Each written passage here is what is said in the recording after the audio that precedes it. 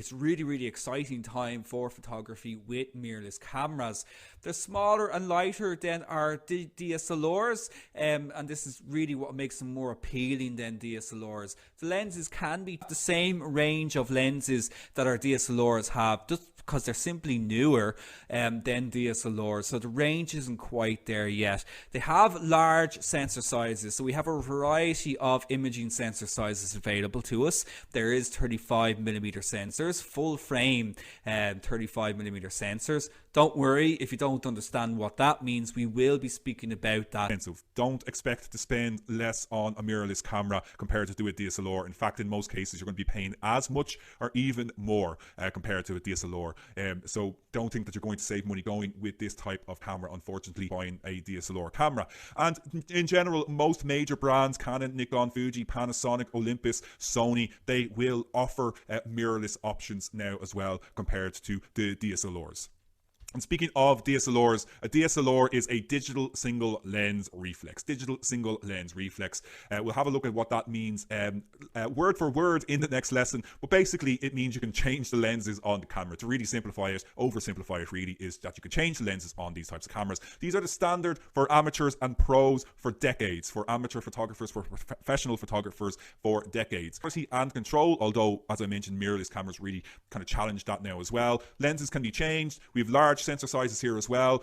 Lots and lots of lenses available to us with these cameras. They've been around for so long. You know, film lenses can be used with digital single lens reflex cameras as well. So if you have an SLR, just a film SLR, those lenses likely can be used with your digital SLR, provided that they are compatible, provided that they are the same mount. Big price range available. In fact, it's cheaper to buy a entry-level DSLR now than it is buying an entry-level mirrorless camera. So that is definitely something to consider. They can be clunky and heavy. You know, they can be very large, like something like a Nikon D850, like we have on screen here. If you've actually ever held one in your hand, they are fairly big cameras. So that is also something to be aware of with DSLRs. It's a good idea always if you're thinking about purchasing, if you're doing this course and you haven't bought yourself a camera just yet, to visit your local camera shop, to visit a camera shop and get a good idea of the actual size and feel of these cameras, because it is going to be very important in your purchasing decision.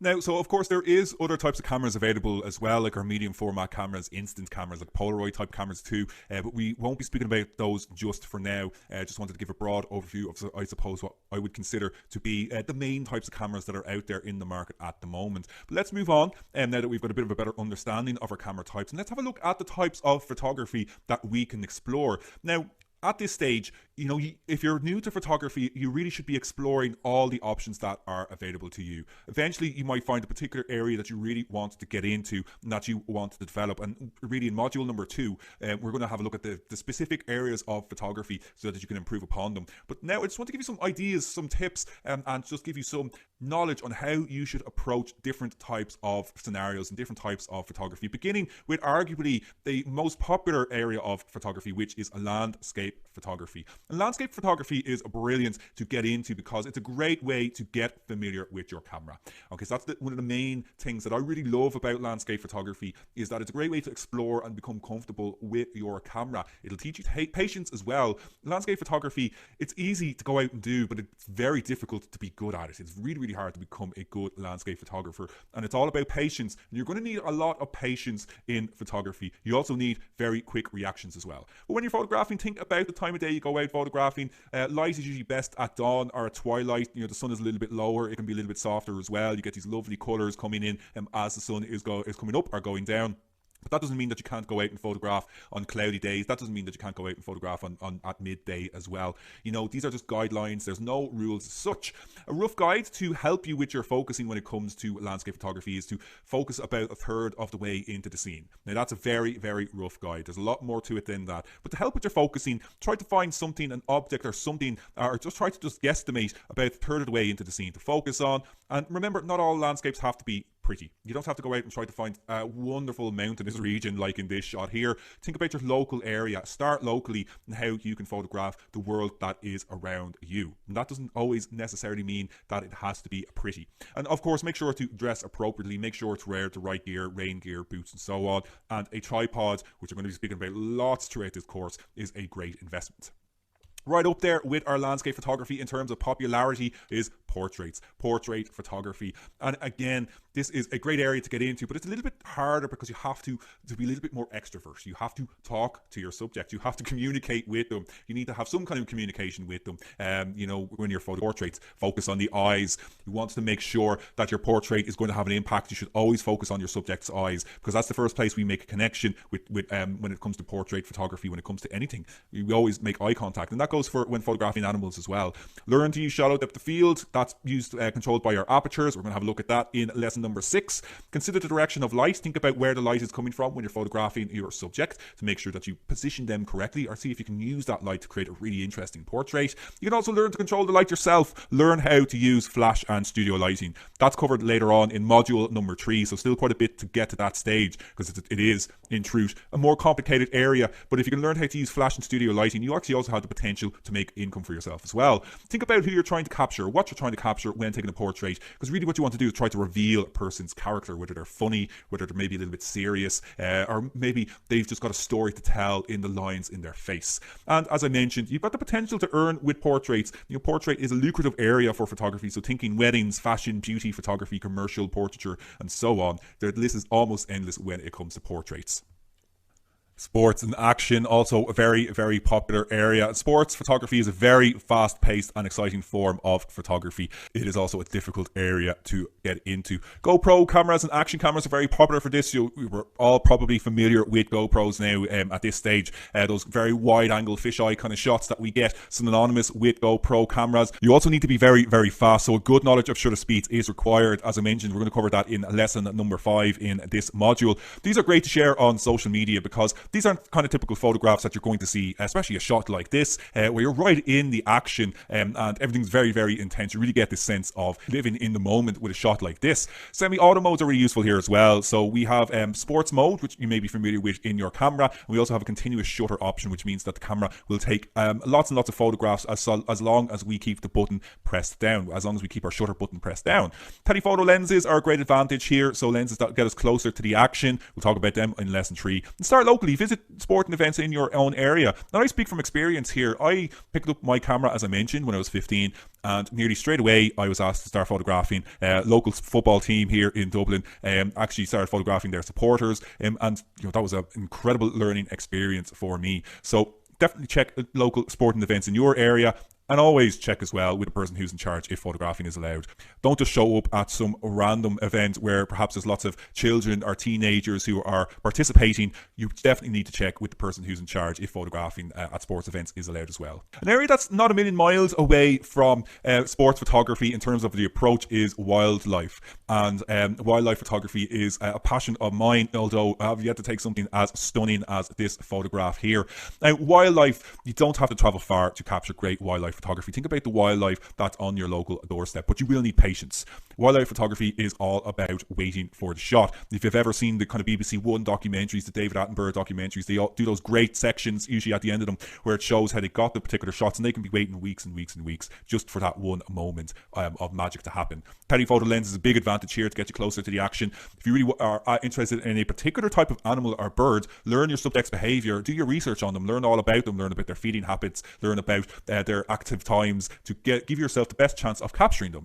Be very quiet, move very, very slowly. So you need to, really gain their trust and just not draw attention to yourself. Stay downwind so that they're not picking up your scent. Again, think about the time of day. As I mentioned, think about the time of day that animals are more likely to be active. You can also visit a local park or zoo for practice. This is a great way to practice wildlife photography. Just remember, if you are out in nature photographing in parks or the forest or anything like that, to clean up after yourself, make sure you leave everything the way that you found it before you got there. Now, we will also be looking at wildlife photography, an entire lesson all about wildlife photography in Module 2 as well. Obviously, there's a lot more to it considering our, current climate, everything that's kind of happening in the natural world at the moment. So do think about this when you are photographing wildlife, when you are photographing nature as well, how you might use your photography to also highlight current issues that are happening in the natural world. But that's a discussion for another time. Moving away from that, food photography.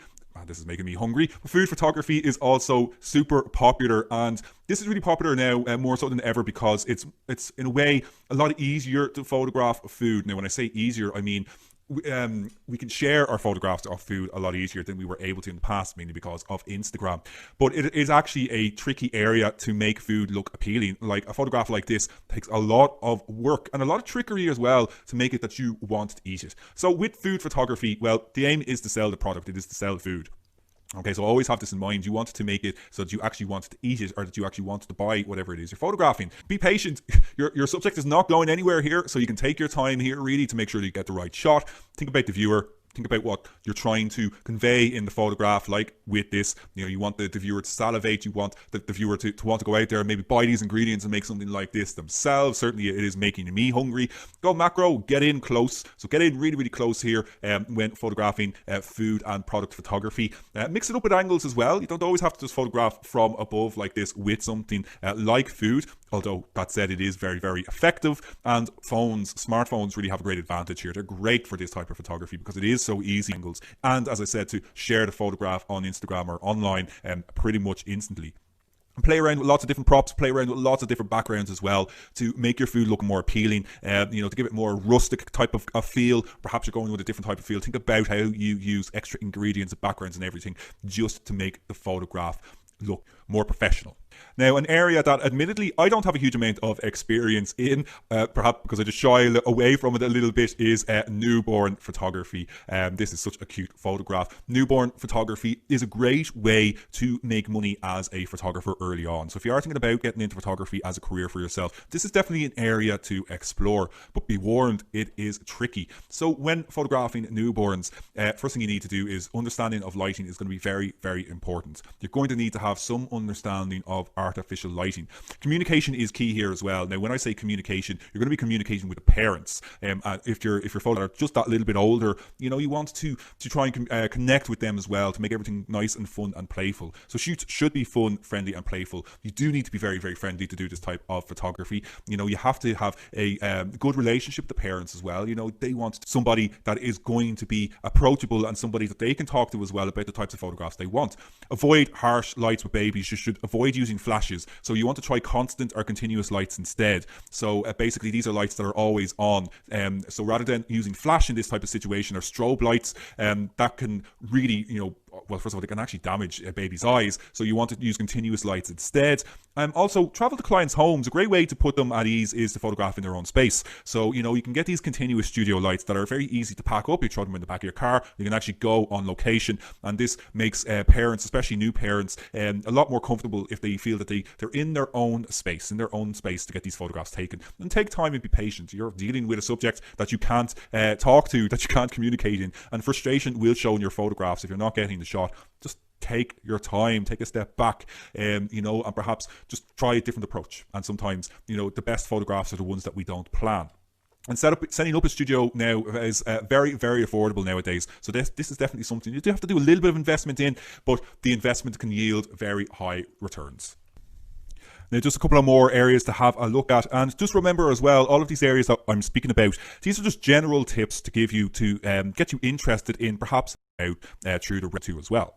There is extension tubes and other accessories that we can use, but our cameras also have macro options as well to help us get that a little bit closer. They'll help us to get that just that a few millimeters closer, which can make a big, big difference between getting the shot and not. Phones are excellent for macro work. You just get your phone closer to the subject and you can get it very using your smartphone. And macro photography is so great because it's a great way to look at things in a completely new light, in a completely new way. But the key to success here is to master the technical aspects of macro photography. So I know a lot of you out there probably really excited about taking macro shots. So definitely stick with the lesson, stick with the course, because we will be going deep into macro photography at a later stage. But we are coming towards the end of this lesson. So we've covered quite a lot as well in terms of tips and approaches to different types of scenarios, but I want you to take away something that you can use pretty much instantly. I want you to get out there and start enjoying taking photographs. And I think these 5 tips will be key to getting better photographs pretty much straight away. And I've talked about it already loads, and that is to get a tripod. Buy yourself a tripod if you don't already have one. Now, I recommend that you visit a camera shop, try before you buy, because you need to make sure that you get the right one for your camera. And tripods are universal. Any tripod will fit any camera. When I say the right one, I mean to make sure you get the right size and the right weight that will suit your camera. So make sure to try before you buy, and if possible, try to buy the best one that you can afford. So that would be one of my top tips. Also, think about manual focus. Now, advanced autofocus systems in our cameras today, they're very, very smart and very, very clever at working out where to focus in a particular scene. Sometimes they get it wrong, sometimes they can be noisy, sometimes they can be slow, particularly when the light begins to fade. So think about going to manual focus as well. It allows for more seamless focusing changes. It won't always be useful, and it's not always going to be very fast as well. You know, for sports photography, manual focus isn't really going to be very effective there. But if you've got a little bit more time, get familiar with using manual focus. It can really get you out of some frustrating scenarios when the autofocus just won't find what you want. So think about relying on manual focus in those situations. I mentioned it a little bit earlier, but I can't stress it enough. When you're photographing people, when you're photographing pets, when you're photographing animals, we make connections through the eyes. This is always going to be the first place the viewer looks. Think about when you're looking at paintings. You know, if you go to a gallery, you look at paintings from the Renaissance and that, think about where you look first. We always start at the eyes. So make sure this is where you focus when photographing people. And once these are sharp, everything else should look good. When you're photographing, think about mixing it up. Don't always just photograph from eye level. You know, think about getting up, think about getting down, think about looking up, think about looking down. You know, our bodies are 360 in all directions. So, you know, mix it up and, you know, explore the world. This is what it's all about. You know, photographing is about seeing things in a completely new way and showing pictures to people that may not have thought about looking at something that's perhaps every day, and showing it them in a completely new light. Like this photograph here, you know, taken by simply lying down, you know, in a bunch of tulips. Now, of course, when you're photographing something like this as well, again, don't just drop down into a field of tulips. Always be sure, you know, that these aren't protected fields or anything like that. But just think about the world around you. Photograph them when you're going forward with your photography, but try niche. You might find an area that you want to develop, but you won't know unless you try. Photograph. So just keep isn't always, and explore new ideas and interact with other photographers. Open your minds. Photographers should have very open minds when it comes to photographing. You never know what's going to end up in front of your lens. Eventually build yourself a portfolio. If you're in this build a portfolio, you're on the right track, because that's exactly what we're going to do. Throughout this entire course, throughout these 32 lessons, you are going to have an extensive portfolio by the end of it all. And as I said at the start, don't be too hard on yourself. Photography is fun, so have fun with it. And it's when you enjoy your photography, and it's when you're confident in your photography, that you're going to take the best photographs. So, with that, we are at the end of the lesson. I do hope that you enjoyed it. I certainly enjoyed bringing it to you. Let's have a quick next lesson in lesson number 2. So we're going to dig into how to actually use our cameras. So if you are hoping to learn more about how your camera next lesson, so stick around. We're going to have a look at how your camera works. We'll talk about all the different modes and functions and features available in our cameras, what they all do, when you should use them, and we'll have a look at choosing the correct mode. So we've so many different options available to us on our cameras. When should we use what mode in what situation? And that's what we're going to talk about in the next lesson. Now, I also have a bit of a challenge for you just for fun, and I'm going to be giving you a challenge at the end of every single lesson. But